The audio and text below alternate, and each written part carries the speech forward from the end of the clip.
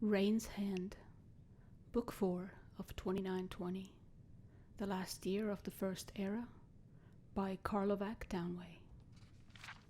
3. Rain's Hand, 2920, Cold Harbor, Oblivion. Sothasil proceeded as quickly as he could through the blackened halls of the palace, half submerged in brackish water. All around him, nasty gelatinous creatures scurried into the reeds. Bursts of white fire lit up the upper arches of the hall before disappearing, and smells assaulted him, rancid death one moment, sweet flowered perfume the next. Several times he had visited the Daedra princes in their oblivion, but every time something different awaited him. He knew his purpose, and refused to be distracted. 8 of the more prominent Daedra princes were awaiting him in the half-melted, domed room. Azura, Prince of Dusk and Dawn. Boethia, Prince of Plots. Hermamora, Daedra of Knowledge. Hircine, the Hunter. Malakath, God of Curses. Mehrunes Dagon, Prince of Disaster. Molag Bal, Prince of Rage. Shigarath, the Mad One. Above them, the sky cast tormented shadows upon the meeting. 5. Rain's Hand, 2920, The Isle of Artaeum, Somerset. Sothasil's voice cried out, echoing from the cave, "Move the rock!" Immediately, the initiates obeyed, rolling aside the great boulder that blocked the entrance to the dreaming cavern. Sothasil emerged, his face smeared with ash, weary. He felt he had been away for months, years, but only a few days had transpired. Liletha took his arm to help him walk, but he refused her help with a kind smile and a shake of his head. "Were you successful?" she asked. "The Daedra princes I spoke with have agreed to our terms," he said flatly. "Disasters, such as befell Gilverdale, should be averted. Only through certain intermediaries, such as witches or sorcerers, will they answer the call of man and Myr." "And what did you promise them in return?" asked the Nord boy Weleg.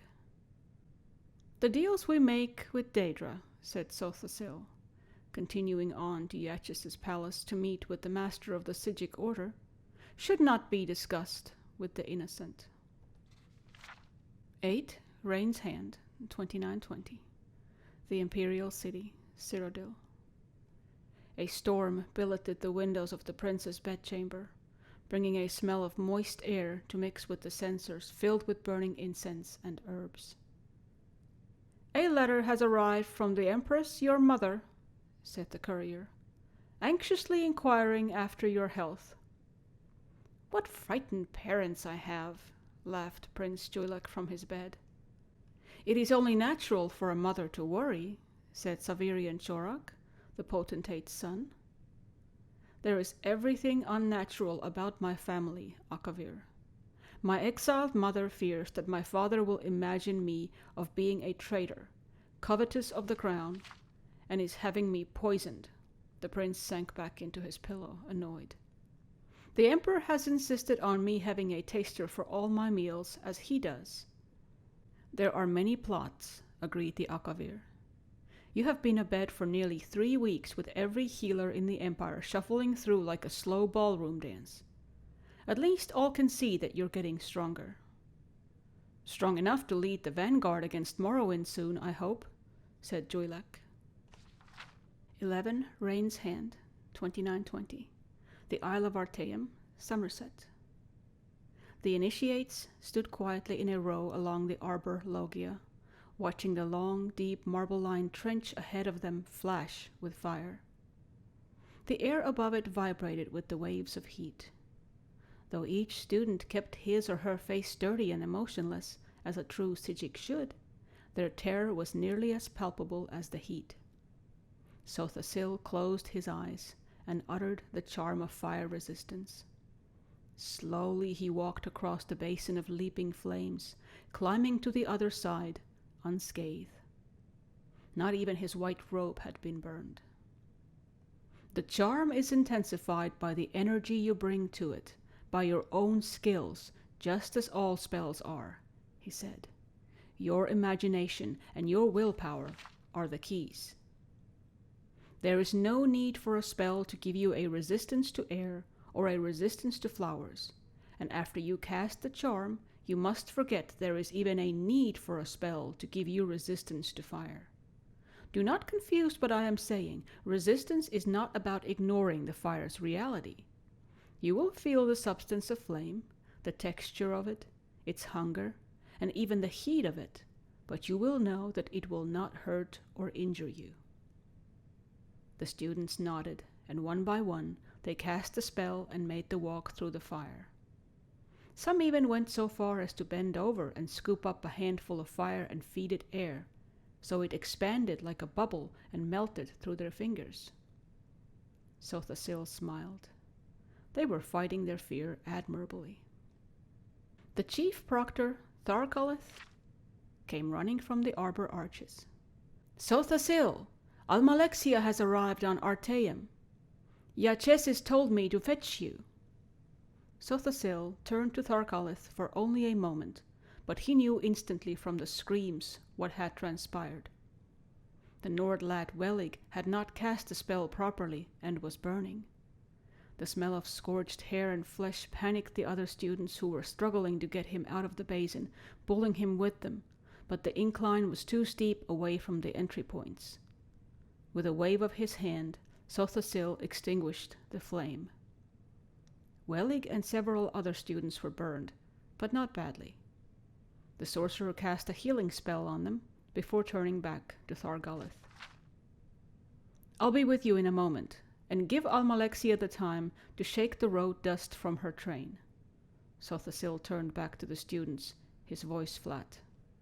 Fear does not break spells, but doubt and incompetence are the great enemies of any spellcaster.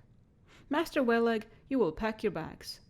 I'll arrange for a boat to bring you to the mainland tomorrow morning. The sorcerer found Almalexia and Iachesis in the study, drinking hot tea and laughing.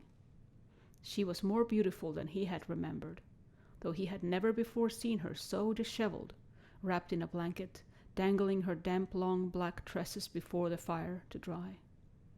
At Sothasil's approach, she leapt to her feet and embraced him. Did you swim all the way from Morrowind? He smiled.